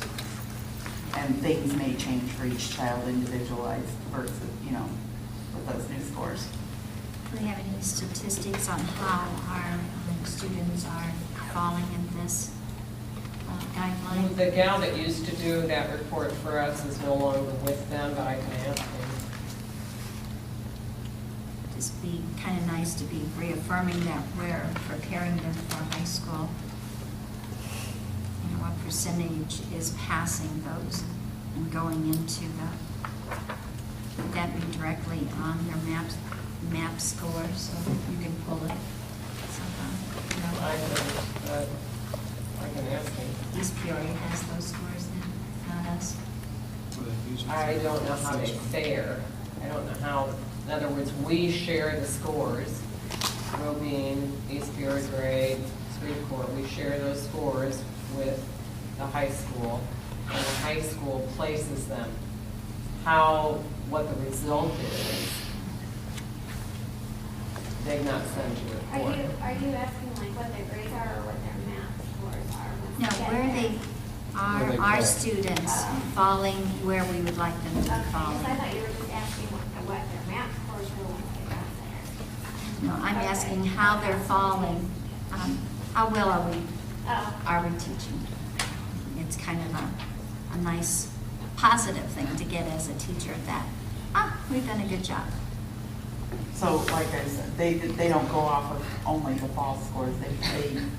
They reorganize all that after the spring MAP scores. So it'd be something to look at after the spring MAP testing. As an 8th grader. Yeah. Going in as a freshman, they look at the spring scores.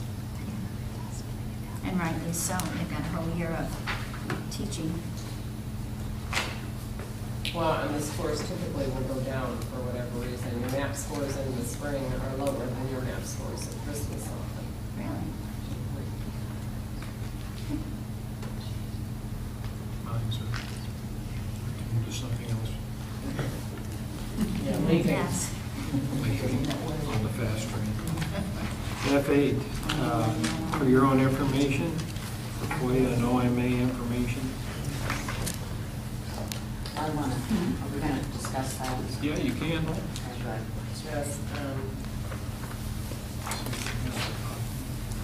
I believe this is a law now. We posted this on the website.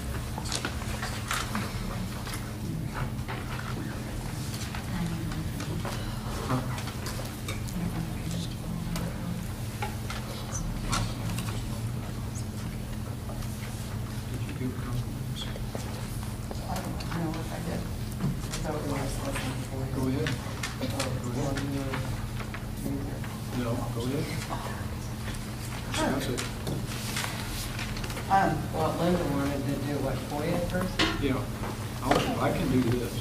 You do, okay, well, Let Linda discuss it first. and then you can read it.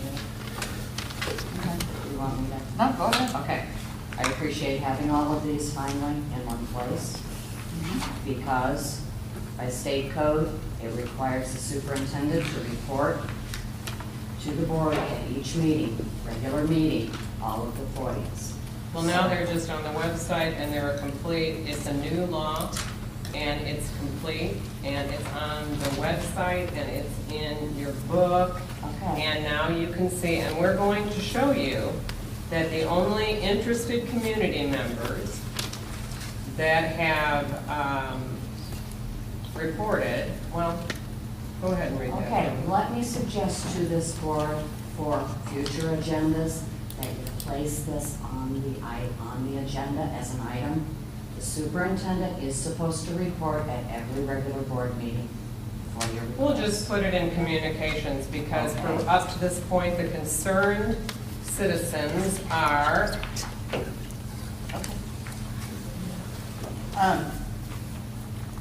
Just to sum up this, over 50 Freedom of Information Act and OMA violation allegations are recorded.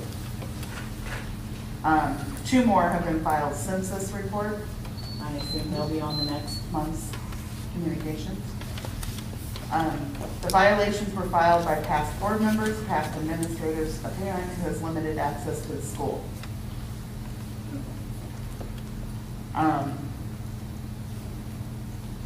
This is public information here. Pam Greiner, past board member, filed 9 times. Val Reagan, past board member, filed 3 times. Don Bachler, past administrator, filed once. Tammy Bowers, parent, filed 10 times. Of all the Open Meetings Acts with the Attorney General, none of the violations were founded of any consequence. Of the dozens of calls to the state agencies, none of the alleged violations found the district in violation. and that's the point. I want to make it very clear that all of this started, interestingly and coincidentally, in an election year by people who are running for the board. I think that should be on the public record. Or people who were on the board in the past. What does that have to do with I don't believe that that is what the Open Meetings Act was intended for.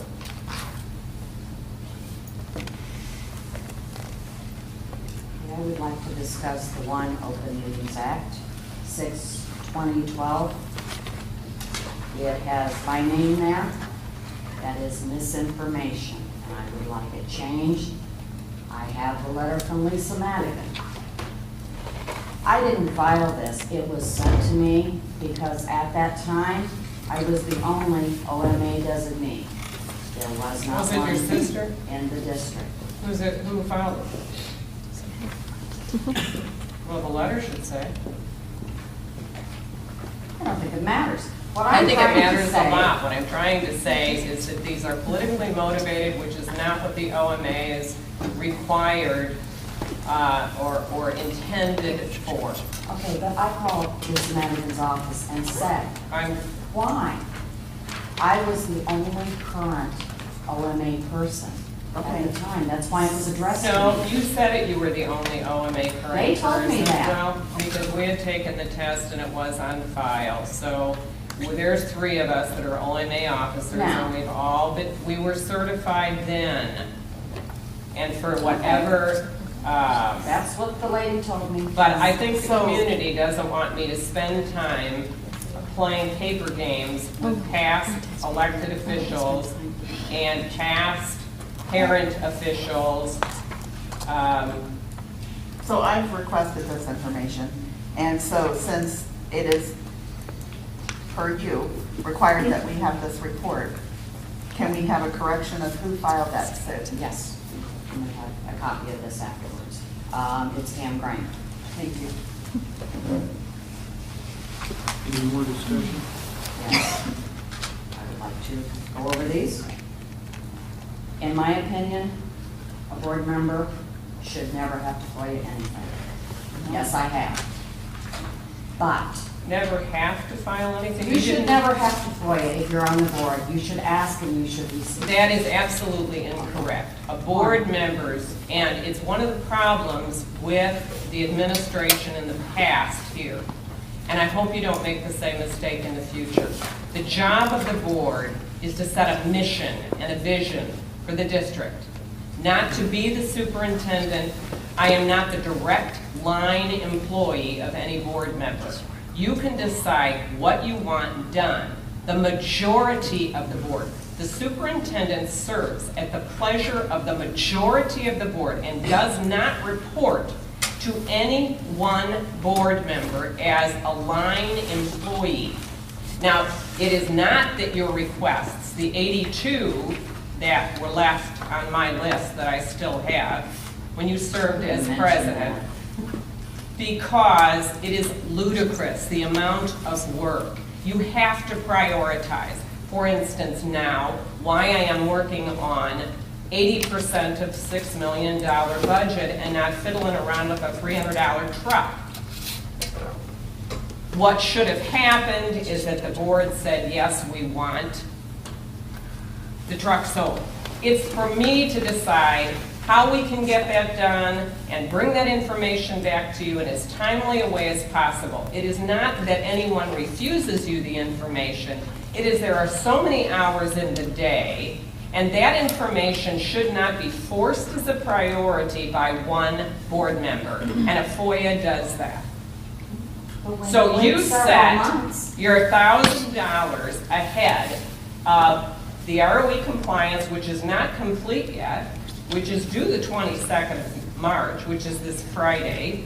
Negotiations, which are not prepared yet, because you have the superintendent jumping around on all these things that matter, but don't matter as much. If you have 3 people in that office, why can't the other 40 officers? We are all working as fast as we can, doing as much as we can. Okay, just back to the activity report, I'm sorry. I asked at a December 17th board meeting. Then I had to end up FOIAing it in January. Why?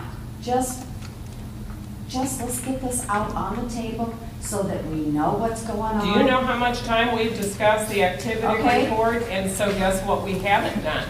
Finish the ROE audit. Finish the compliance report for our entire district. Worked on negotiations, but we sure have $1,000 worth of candy money reported. Mrs. Davis, if we would be transparent, I don't think any of these. It is not about transparency. We are more transparent today, Mrs. Bailey, than your board ever was. Then how many FOIAs did I ever have? Please tell me. Well, see, because you're all on the board. See, you, your sister, Bachler, Tammy was that of the Parent Club. Do you see a connection here, Mrs. Bailey? I don't think I have to have any more conversation. That anybody can FOIA. I asked an attorney who represents 47 districts if they ever heard of a sitting board member FOIAing a superintendent, and the answer was no. Absolutely, because normally when a board member asks, they get. That is absolutely incorrect, Mrs. Bailey. Don't think so. Okay, enough. So we're moving on to F9, communications. Over the year, there's been a lot of diatribe and language, most effusive and inquisitive, about the standards by which we set here in District 76. I'm referring now to policy 6.250 AP, that's administration procedures. And it's called Securing and Screening Resource Persons and Volunteers.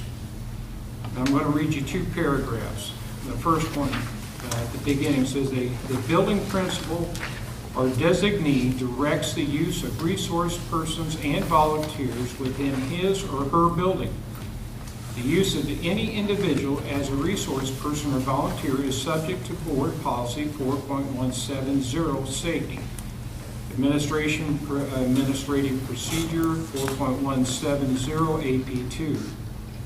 criminal offender notification laws, and Board Policy 830, visitors to and conduct on school property. Now I'll direct your attention down on the first page to the last paragraph.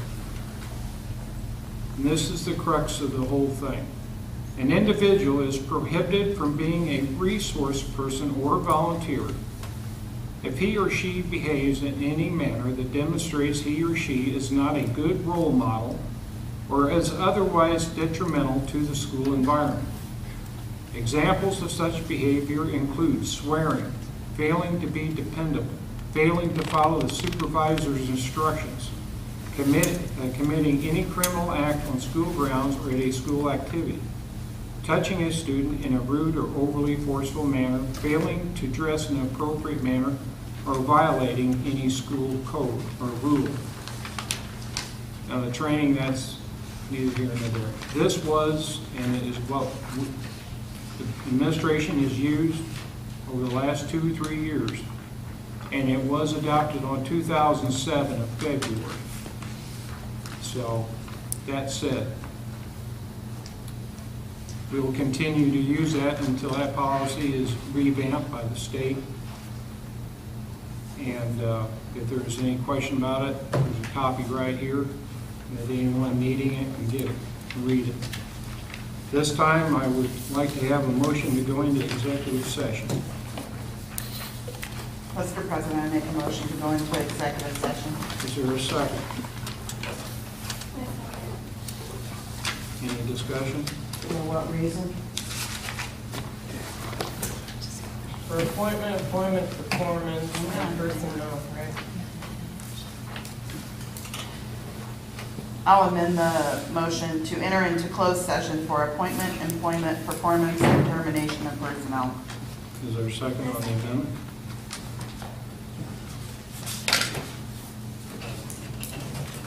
Is there a second? Okay. Roll call.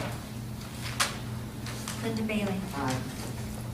Rebecca Kern. Aye. Julie True. Aye. Judy Strong, yes. Charles Thomas.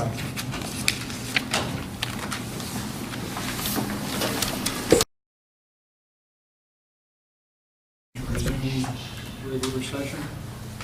I make a motion to resume regular session. Is there a second? I second. Roll call. Linda Bailey. Aye.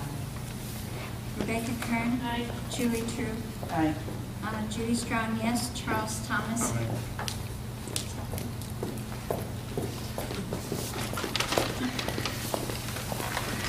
Need a motion for I-1.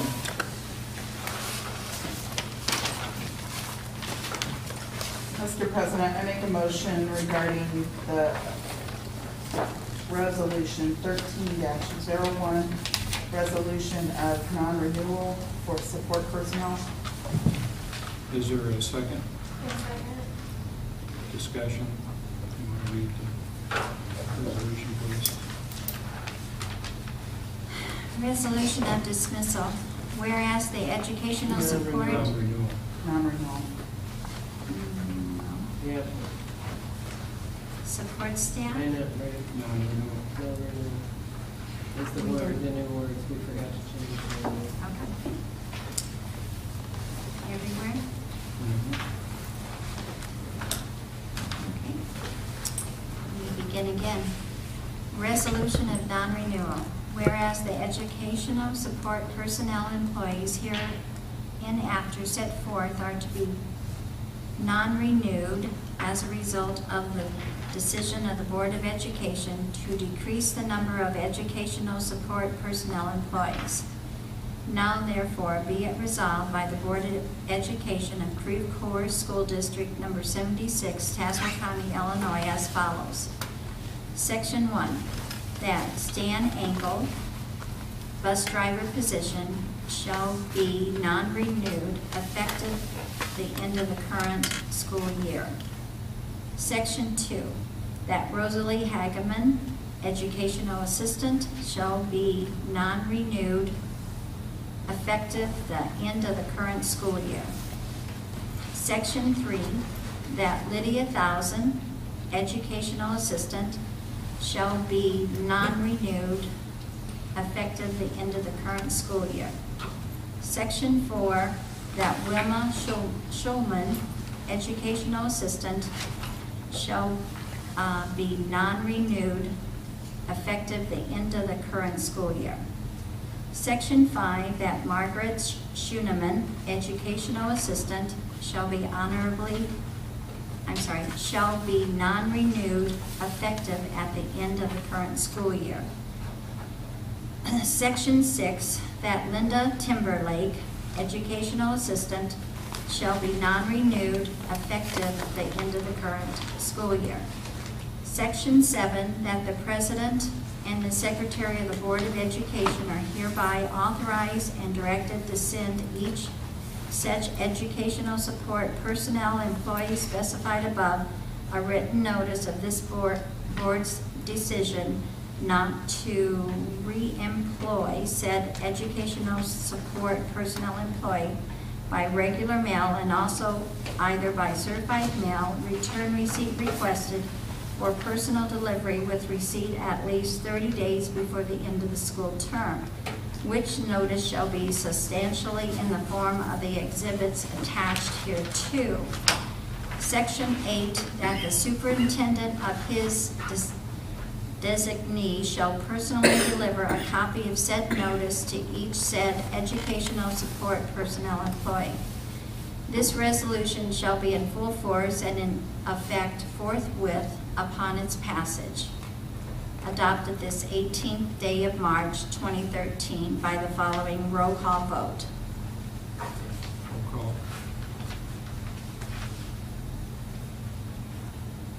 Linda Bailey.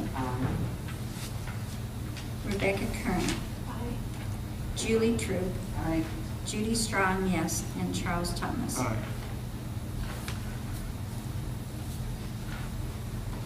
I need a motion for I-2. Mr. President, I make a motion regarding Resolution 13-02, resolution of non-renewal for certified personnel.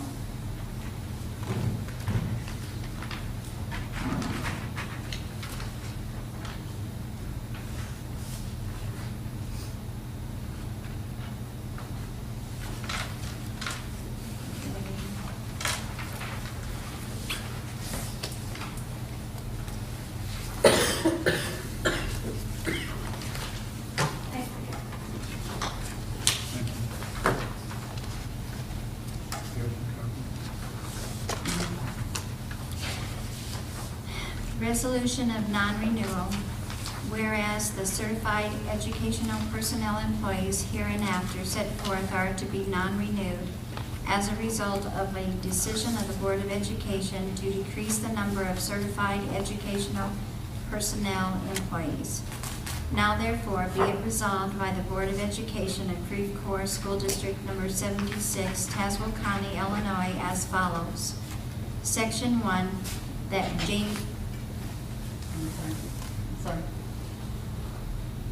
Jamie Strawman shall be non-renewed effective the end of the current school year.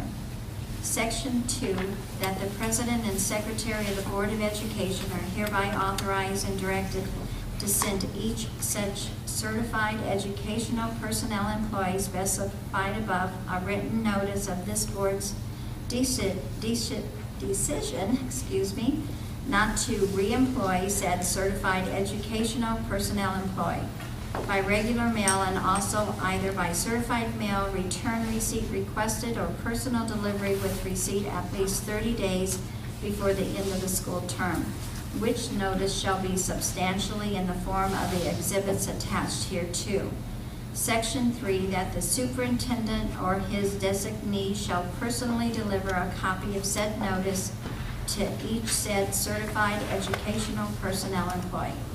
This resolution shall be in full force and in effect forthwith upon its passage. Adopted this 18th day of March 2013 by the following roll call vote. Roll call. Linda Bailey. Aye. Rebecca Kern. Abstain. Julie Troop. Aye. Judy Strong, yes. Charles Thomas. Aye.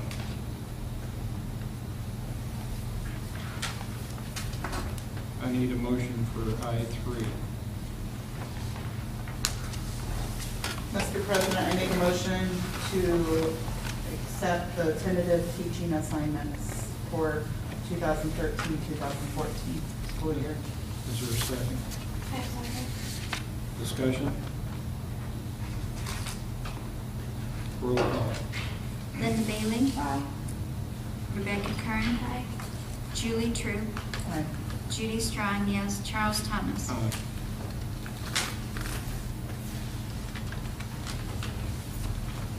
Need a motion for I4, please.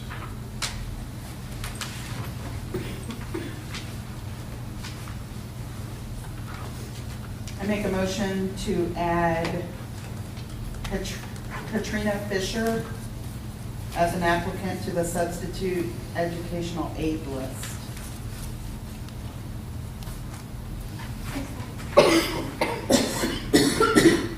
First, second discussion. Hearing none, roll call. Linda Bailey. Aye. Rebecca Kern. Aye. Julie True. Aye. Judy Strong, yes. Charles Thomas. Aye. I need a motion to adjourn. Chuck, can I have something, please? Yep. I went to the conference in Dunlap and I picked up extra information for the candidates. If Mrs. Carlson and Mrs. Cagle, whoever didn't get to go, I have these for them. Mr. Thomas, could you get those to the people, please? Sure, thank you. And I want to remind everyone about Board Policy 2.105. It's prohibited political activity. No employee shall intentionally perform any political activity during any compensated time as those terms are defined herein. No board member or employee shall intentionally use any district property or resources in connection with any political activity. At no time shall board members or employees intentionally require any other board member or employee to perform any political activity. I'm not going to bore everyone with the entire policy, but it is 2.105. Thank you. If there's nothing else, roll call for the agenda. Need a motion.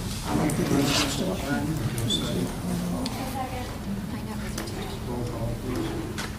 Linda Bailey. Rebecca Kern. Julie True. Aye. Judy Strong, yes. Charles Thomas. Aye. Meeting is adjourned.